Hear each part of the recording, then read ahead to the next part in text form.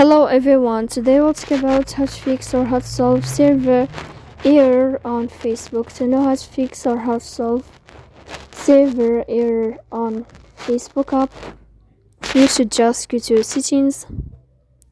After that, you can click on apps, default apps, app settings. Then you will search about Facebook app.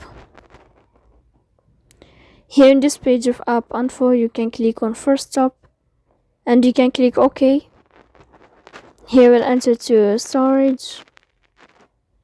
Then you can click clear cache. Don't click clear data because that can cause you errors in your app. In the end, you can turn off your phone and you can wait a moment to turn on your phone again. So please don't forget to support us by like and subscribe. See you next time in another video, and thank you for your attention.